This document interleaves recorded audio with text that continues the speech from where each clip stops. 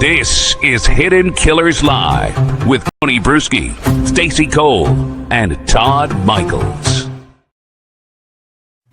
Well, if you watched Dateline on Friday, you found out more about the Adelsons that maybe you knew, maybe you didn't know, but it didn't necessarily paint them in the brightest of lights. We're going to talk about what was revealed, what came out in that program, and what may be still to come in the case of Donna Adelson or Wendy or Harvey. Of course, here we got Todd Michaels, Stacy Cole. You guys all watched it. I'm just going to ask, right off the bat, Stacy, when you watched it, I know you were carving a pumpkin the other day. You sent me a picture while you were doing it. It was a lovely Donna that you carved into the side of the pumpkin. I thought that turned out really good. It was really good. It was. Yeah. You got the hair really well. I was really impressed with it. Wouldn't that be great to carve pumpkins, like do all the Adelsons? Oh my gosh, yes. There's still a few days. There's time. There is time. What was your reaction to the episode? Because it focused mainly on the Markels, and we're going to get into all of that here in just a moment. I appreciated hearing that side. I mentioned to you guys before we went live here today that I really had forgotten some pieces of this case. It's been lingering for so long. So I think it was a really nice way to do a synopsis. And one of the things that I really forgot about was the stupidity of Donna Adelson and her inability to use technology. Mm-hmm. And what I'm referencing is when she kind of didn't hang up the phone and was sitting there talking smack. And they're recording it when she was talking on a prison line, basically, to Charlie, right? Mm-hmm. I mean, well, that was recorded, and yeah, you're right. There's two parts. There's two parts where she really reveals a lot of shit. There's the I didn't hang up the phone part, and then there's parts where she didn't realize. I mean, she should have. I don't know, but well, it was it's recorded. Being recorded. Yes. And she was just like, yeah, whatever, But to me, it's just, I'm going to offend some people here, but it's a boomer problem. It really is a boomer issue because it's like, how do you not know this by now? Mm-hmm. How do you not know that these calls are being recorded? Every call that you make these days is being recorded for quality assurance. It's being recorded for security purposes. Whatever, you're dealing with somebody in a prison. So there was a lot revealed that I had forgotten about. So it was a nice little refresher course for me. I don't know that I agree. I mean, the technology thing is going to be an age problem no matter what. But when it comes to someone like that, I don't know that age is necessarily a thing. Because I think if you're a narcissist and you just have that motor that is always going to be telling you, I need to justify this, I need to control the narrative. You can be 25 or you can be whatever she is, 70 something? Yeah. And I think you're still going to have that same motor, that one that's going to override all sensibility, all common sense of just take a breath. Don't say this out loud. This could get really bad really quick. I mean, it's like when you're a little kid and you're just like, I got to say this, like, you need to scratch that itch. Yeah. And with maturity and just mentally being older and understanding how things work and taking a breath and taking a beat and how just immediate reaction doesn't usually solve problems very well, especially on things like this. If that's there and you've never learned to have patience with it, you're going to do that no matter what. I agree. And I feel like it's just one of those things where the certain things are said to her, certain situations come to her, that itch is there. And no matter if there's 20 cameras pointing at her, she's still going to feel I got to scratch that itch no matter what. I'm going to do it. And that self-satisfaction, that self-gratification, whatever it is, that's going to outweigh anything no matter what. It's almost, I don't know, I would almost say in some ways uncontrollable, I would think, in some of these people, where it's not necessarily a conscious decision that she's so impulsive. I was going to say, I bet they don't even know. Yeah, I just, and then somehow her mind is telling her that, well, this is going to be better no matter what, because it's worked out so many times for her in the past. Because there's 1,000 little cuts that she was able to endure and slice onto all of her victims throughout life, and everything worked fine. So when it came to this big one, well, you've done this all these other times to all these other people, Donna. What's this other? This is going to be fine. It's not going to be a big deal. Yeah. I think that's how her brain works. But I agree, it is a boomer problem. But I think that's just simply because of the technology. Do you feel it? I feel it today with some of the technology that's out there. I mean, I try to be as versed in it as I can be, and I'm still feeling like I'm always behind. I can't imagine, I can't imagine how they feel right now, right, on some of the stuff that's out there. I mean, we're talking, before AI, when a lot of this stuff was going on, being behind. Now it's just, it's another galaxy. It feels. I feel like I'm Gen X, so I feel like I need a Gen Z to or a millennial to come and hold my hand and show me like, hey, let's meet on Sundays at 3:00 and you show me the new shit from the week before. Yeah. Can we just do like a half-hour little class? Like, tell me what, was it 6-7? I don't even know what that means. I don't think, does anyone know it? I don't think there is a meaning to it. I don't know that they know what it means. I tried to ask my daughter about it, and she's like, I don't think there is a meaning. I think people are just saying it and doing it. I'm like, well, why? They just are. Well, and by the way, Daphne in our chat pretty much just called me an idiot. I'm not saying that all boomers are like that. I know a lot of great boomers. I'm not an idiot here, but I know a lot of boomers that really struggle with technology and get themselves into trouble. Statistically, you're going to have a higher amount that are. I mean, it's just, you're going to be less versed in it, statistically. Not everybody. No, not everybody. And there's some that are absolutely beautifully versed in it. But what happens is our world is moving in this technological vacuum. And if you're not keeping up, you are going to fall behind and get into trouble. Oh, I'm sorry, Daphne. She just said Donna was the idiot, not me. I'm sorry, kiddo. Well, that's okay. See, again, technology. You're reading into it incorrectly. But if you are getting behind in technology, look at everything that we do that is on your phone. If you if you have a jitterbug phone, like a lot of us got for our grandparents, you can't do a lot of things. There are some places you can't go. Are those still around? If you go to a sporting event, they don't take cash anymore. Oh, sure. Yeah. My mom still uses her checkbook. I just feel this is more secure. I'm like, you're literally giving your account number to anyone who wants it, and they're putting it in a drawer. And a signature on that thing and all that kind of stuff. And a signature. Like, you are giving everything away. The one thing I have to say, and I'm not going to disagree with you, Stacy, but Donna did try to use a phone call that was recorded a little bit after that big debacle, where she did try to get her narrative out there. I don't know what they're talking about. So I don't know that it's necessarily like a boomer thing, because when she wants to use technology for her benefit, she certainly seemed to know how to do that. That's a really good point. It was good for me to see this because I had not seen the actual bump video before. So, and Stacy, you and I were talking about this before we went on about how she actually handled that quite well. She didn't come across in the actual video where she was nervous or, oh my God, she was like, I don't know what you're talking about. Like, that part of it, she actually did pretty well.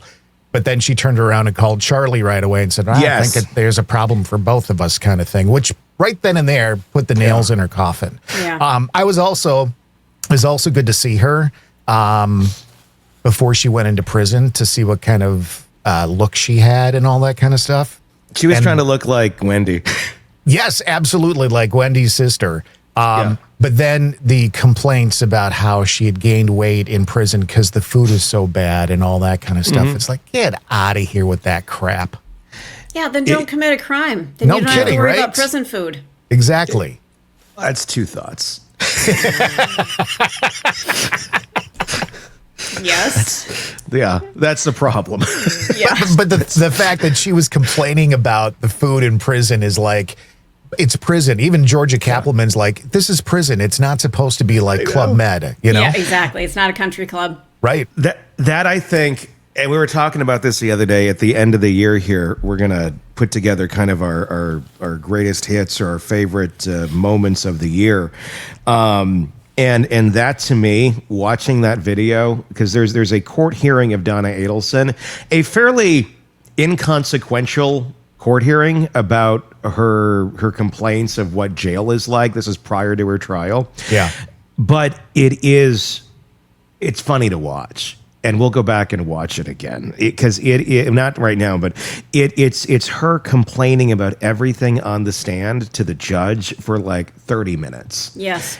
And it's just watching this narcissistic boomer flail and thinking that what she says should be taken into some sort of consideration, has some sort of relevance because of who she is or her age or like just zero clue that you're not going to get special treatment here because of who you are.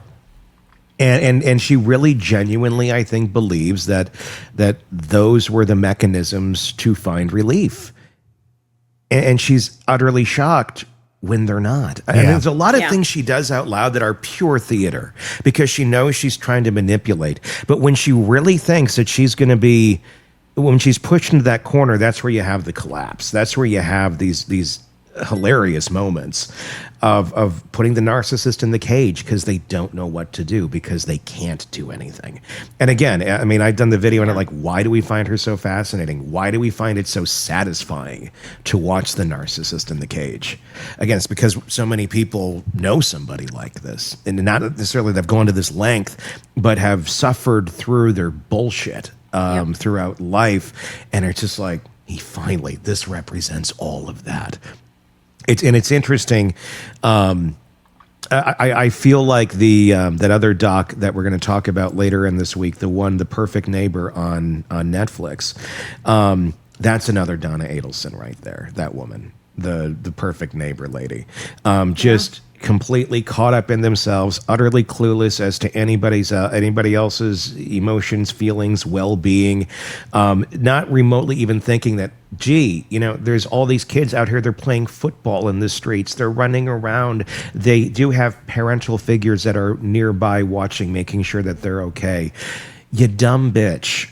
Like, They could they'd be out there committing crimes. They could be doing horrible things. They are kids being kids in a rare neighborhood where they feel safe and the parents feel safe enough for them to be out there. But because it disturbs you and your little piece, you want to tear it all down. Never mind, there's all these other people out here that are benefiting, children included. But if it bothers you, then, well, that's all that really matters. Yeah. In that court hearing, the other thing that I thought was really cool, they were trying to get her like bond or bail or something like that, so she didn't have to stay in prison. And I thought Georgia did a nice job of saying, well, listen, she's a flight risk. She tried to go off to Vietnam or whatever. But then Donna's also telling the story about how somebody apparently came up behind her and grabbed her arm and put it behind her back. And she said, you keep it up and you'll lose your pretty white teeth. And I'm looking at Donna's mouth going, okay, first of all, they're not white. Second of all, they're not pretty. And she was a dentist's wife. So I'm kind of surprised by that. I got a little petty at that point watching Dateline. I mean, what does that say too? I mean, that's just a fascinating thing. I mean, she's married to she's married to a cosmetic dentist. Her son is a cosmetic dentist. These are the folks who can elevate your dental game beyond just cleanings and cavities. Like, they can give you the perfect smile, and you're not doing it. You're not taking advantage of that. Like, you think yours is already good enough, and so you're.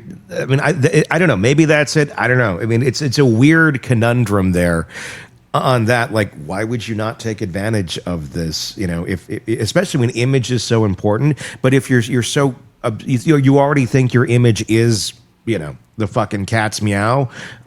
Yeah, then why would you change it? Because you're already there. I don't think I've ever used the cat's meow in a sentence. Ever. Well, let's give you one of these. There you go. Yes. The password is, me. yeah. There we go.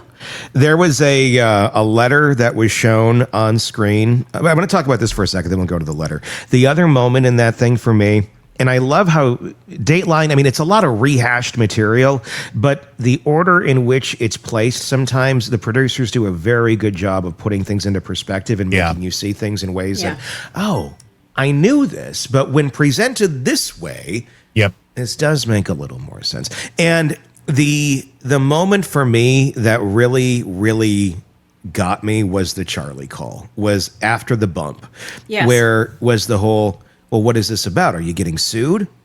Well, who is this about?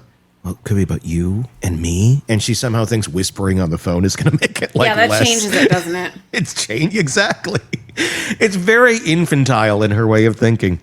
But that right there was, you wouldn't say that if it wasn't about the two of you. And it's like, well, there we go. Like, if there's ever any doubt, because all these cases, and I'm someone who I second guess myself on everything. So I'm always second guessing like my thoughts on a case, because I want to, not that I want to be right, but I want to make sure that I'm seeing it clearly and accurately. And whatever clear and accurate is where I want to be. So if I'm clouded by something, I want to understand that. I'm willing to change my opinion, but I need to hear that. And those little pieces like that are what make me go, yeah, okay, well, yeah. Yep. And then right after that, too, they showed a clip of Georgia talking with the jury, basically saying, you heard that. Like, this is damning evidence, basically, is what she said. So you're right. The way they kind of piece that stuff together, you're like, oh, God, I mean, I knew that. I knew she said those things, but God, that makes so much sense. Exactly. When the ingredients are the right amount in the dish, it makes it right. When it's messed up, it's hard to tell it sometimes. Exactly. I got a letter here. This was obtained by Dateline, and we're going to read it. I have the full transcript of the letter. There was a little snippet of it that was read on Dateline. This is the full thing, and this was a letter written in 2024 to Harvey from Donna, and it's about her grandkids and them going to school for the first time. And a couple things I want you to think about when we read this and you listen to it. Is she writing it to Harvey? Is she truly writing this to Harvey as if he didn't know these things? No. Is this her just verbally throwing up, into a letter of, here's all my emotions? Or was this intended for someone else to read, as a piece of theater? That's where my head went. This is all performance. This is performative. This is her making her statement in the only way that she can at this point. And maybe somebody inside the courtroom or whoever the investigators are will see this and realize what it's doing to her. Again, when she wants to, she can use various forms of technology to try and play the game. Yeah. Yep. So this is it. It starts out with a title. It doesn't start like, Harvey, my love, you wonderful dentite of the world. First day of school, ... This will be the first time I don't get to see the boys and take pictures on their first day of school. Never mind, Dad's dead. And grandparents you're not allowing them to see their grandchildren whose son you just offed. It breaks my heart that I can't see them or even pictures of them on this special day. Please tell them that I'll be thinking about them and wishing them both a good start to their school year. They had a fun summer with activities, camp, and friends, and now it's time to get to work. Please tell them if I get a fair trial, I'll get out of jail and come to see them in Austin. If not, I want them to do the best they can because that will make me happy.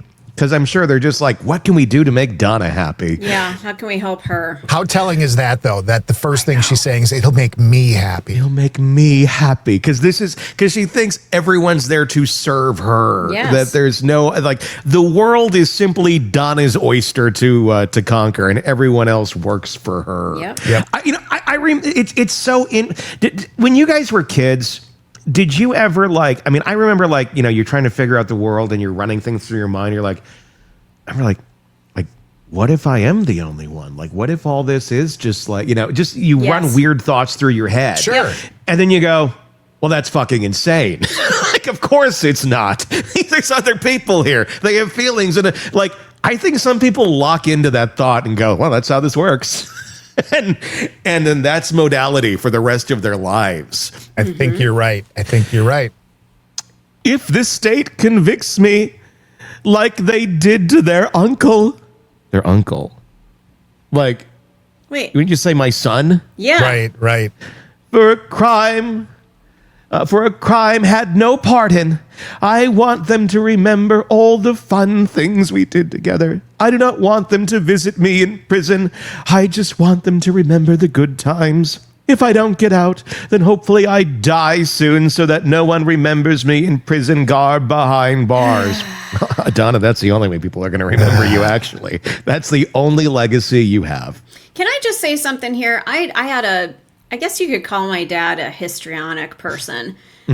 He would always, my mom and dad had a very contentious custody battle. We were in court all the time. I actually had to get up on the stand and testify against my dad that he was a horrible parent so that I didn't have to go spend summers with him. Long sordid story. But he would call up on a Sunday after, was it before 5? I think it was before 5. This is a long time ago. Long distance became more expensive after a certain time frame when people had landlines. Because I'm a little older.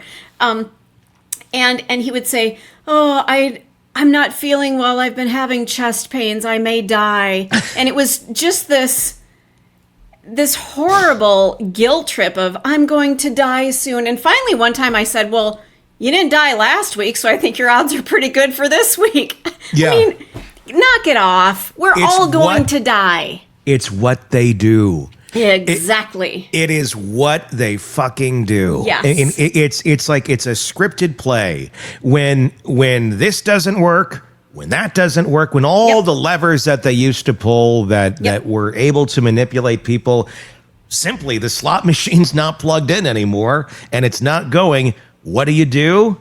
You're ill. Yes. You're sick. And they all fucking do it. And when my dad finally died, Tony, when my brother called and said that my dad had died, I said, are you sure? Yeah. Because the guy had been dying my entire fucking life. Exactly. I've seen it. I've seen it in my own personal life. I'll share a little fun stuff here. So, I've started a book, The Narcissist in Your Life. The narcissist that was in my life for many years, narcissist, borderline, all that. 2 fake cancer scares. Oh, yeah, we had one of those. Yep. And then also tell the children that too. Oh my. Yes. Yeah. Well, think of what it does to a kid. Holy shit. To have them traumatized that their parent's going to die. Yeah. And then you wonder why your child do that to a kid. No. And then you wonder why no child wants anything to do with you. It's like, well, you already traumatized one this way, and then you add this in when all the levers weren't working, it was, I'm dying of cancer. Yeah. And oh my God. And as a healthy person, when you hear that from someone, you have empathy. Of course. And that's you're what supposed to. That's what they're betting on, and eventually, I mean, it's like the boy who cried wolf, but like in a real visceral, sick level. And you go, I can't believe somebody would do this. Right. And I don't know sometimes if they actually believe the shit they're saying. Maybe they do. But sometimes it's just, when all else fails, I'm going to be deathly ill. And you can see it when folks like this begin to collapse. Yeah. And I mean, there's I'm not going to say any names. I'm not going to say. There's one I'm watching in real time. I think some of us are watching in real time. Narcissistically collapse right now. I can guarantee illness will be next. I can fucking Always. guarantee it. Always. I can guarantee there's going to be a feigning of an illness soon. Do you where want it's to gonna be- do a bet right here on the podcast? Because we could all throw up some money to see what happens Yeah. here. I've got $5 in my wallet. What about you, Stacy? I think I've got a $2 bill hanging around somewhere that I've well, been saving there you for go. years. I I'll take the 2 out of that.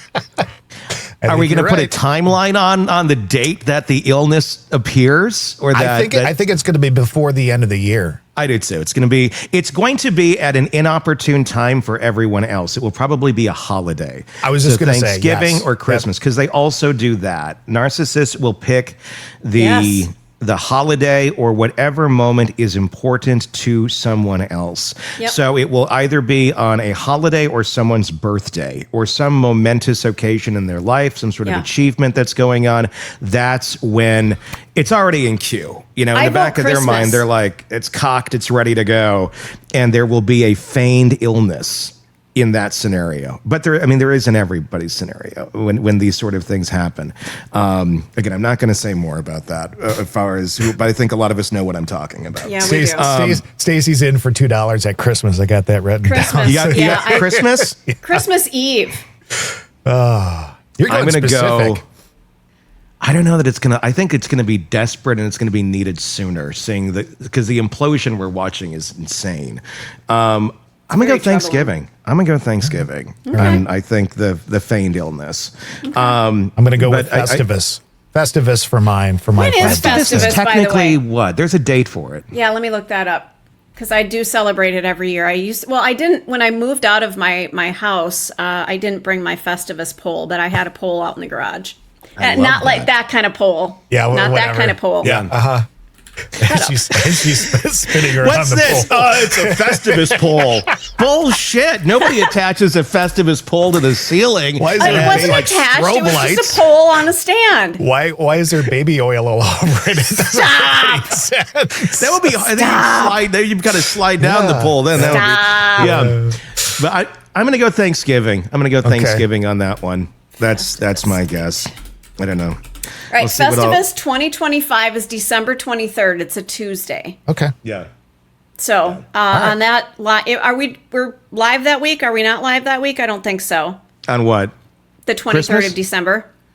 No, I think we're going to be not. All right, live so that we'll week. have to do our Festivus celebration early, Sure. where we do the airing of the grievances. That'll be fun. Yeah. So I think there'll be definitely a serious feigned illness, and no one will know the difference because you can't go get medical records and be like, "Hey, this is what's happening."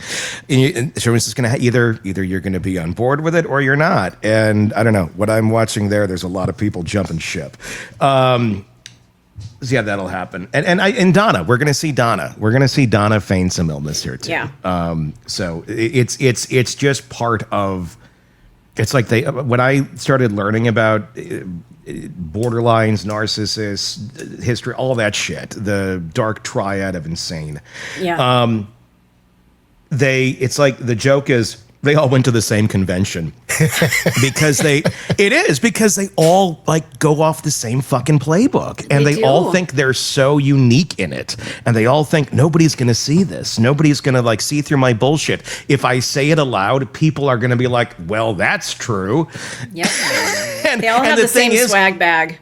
and the thing is, a lot of people do, and that's the scary part of it. But Donna, I'm sure, is going to go. That'll be on her thing as well.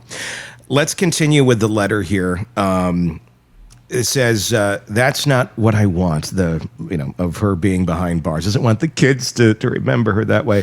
Please remember this. I'm holding on the best I can.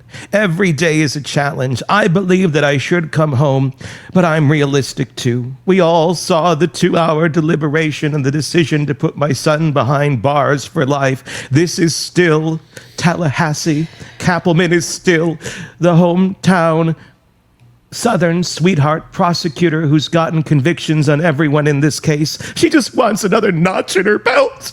She doesn't care about the truth. This is vigilante justice. just building and telling her, like, thank you for letting Harvey know this, I guess. And these jurors have to go back to their friends, neighbors, and coworkers and explain why they wouldn't convict another Adelson. It's easier to just convict and be done. Thank you for being strong and hanging in there with me. I love you more than you can imagine. Thank you for being you. I love you so much. Donna Sue. That was the part right there that made me want to puke. Yeah. Donna Sue. Ugh. Oh. I think when I do my Donna accent, I usually always put a little English accent in it too. So it's always, oh yes, poor me. You got to have the vibrato. There's a lot of that going on. I love you so much, Harvey. You stand by. It's kind of like Katharine Hepburn. But I was going to say, you do a really good one too. It is. It really is. The Markels, and I'll read their statement because they put it out, and I think we did read this the other day, but for context, this is what the Markels have said about the whole situation. During sentencing, our family listened in disbelief to the disrespectful and delusional statements made by both Donna and Harvey Adelson before Donna's sentencing for first-degree murder and other convictions of our son and brother, Dan Markel. Contrary to Donna's claims, she never mourned the loss of Danny's life, nor did she ever express concern for his sons losing their father. Yep. Testimony at her trial showed her callous indifference to his murder, including written evidence that she dismissed the very idea that the boys could be sad or miss their dad. It is deeply unfortunate that Harvey used this time before the court to challenge our family's account of our relationship with Ben and Lincoln. We will set the record straight as we have in court and elsewhere. Our family was cut off from contact with the boys for 6 full years, from the moment authorities implicated Adelson family members in Danny's murder until 1 hour after the Florida legislature passed the Markel Act. Since then, our interactions have been limited, mainly through Wendy's supervised Zoom calls and short visits. Wendy refuses to share their address, and gifts that we send must be mailed to her lawyer's office. We were uninvited to Benjamin's bar mitzvah following Charlie's arrest, and were never invited to Lincoln's. We grieve the years lost and the years ahead without independent and direct contact with them. Beyond her crimes, Donna scorned Danny, drove deliberate wedges between him and Wendy, and disparaged him to his own sons. Her display of emotion before the court was not remorse for Danny's death, but sorrow for consequences she now faces for causing it. We thank the court, prosecutors, jurors, and law enforcement for their steadfast commitment to bringing justice to Donna Adelson for her role in this terrible crime. That's the letter. And there was something that Dan's father said on Dateline on Friday, and I'm just going to read it. It was at the very end of the episode. He said, wouldn't it be? He said this to Wendy. Wouldn't it be nice if we could arrange for the boys, you included, to let them see where their father grew up, let them see where he's buried? She said that will never happen. That broke my heart. Yeah. And I'm somebody who, I watch the world news at 5:30 or whatever, and the last story is always one of those that are supposed to like grab you by the heartstrings, and I always weep at those, so I'm a little wuss when it comes to that stuff. But when Mr. Markel said that, I just couldn't believe it. You could hear the pain in his voice. Yeah. We want to be part of their life. We want them to see how much love we have for them. That's how that ended. And I mean, Jesus Christ. I mean, God damn. And it may not, God knows what these kids think of their grandparents after what the Adelsons have fed them over the years. I mean, it's probably not as easy as flipping a switch. They're in their mid-teens. If they have their mindset made of who they are, and as everyone is at one point in time, young and dumb, they are products of what they've been brought up around. And unfortunately, it's been mainly the Adelsons. So it's probably going to take several years for them to, if they ever do, break out of that shell and see the world around them for what it is. The sad part is, by the time they get there, their grandparents may not be around anymore. Well, and here's the sad and yet beautiful part about this is once they become independent and they can make their own decisions, I would put money on the fact that they are probably going to reach out to those grandparents and say, I'm sorry that we missed out on so much with you. Let's make up for lost time. Once Maybe. they don't have somebody pulling the puppet strings.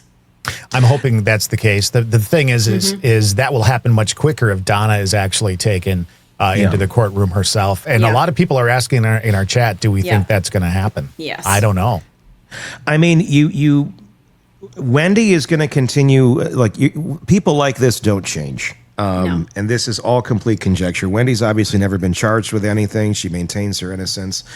But just generally speaking here, from my experience, I think from anyone's experience, narcissists don't change. And if this is your modality, this is how you operate, and you're literally telling, the grandparents that will never happen. And she could even give a little bullshit, well, maybe someday, maybe this summer or something. It's that will never happen. Wow. That's a really cold, calculated, you're just flat out saying it. Okay. That's never going to change. She's going to, in my opinion, I'm going to guess this is going to be her modality until the day she dies too, which will probably be a very long time from now. And these kids, this is the only family they know. This is the only family they have. And that's why these cycles are able to go on for as long as they do, because people don't want to be uncomfortable. Right. They're not going to break out of the cycle if everything in the cycle over here is home. No matter how fucked up that home is. Some do break away, but they're typically looked at as the odd duck. Mm-hmm. It's not like the majority move away and there's the one that sticks around. It's usually one that breaks, and then everybody else stays and continues to feed the demon. And so who knows? I mean, I really hope that they do at some point have that reckoning.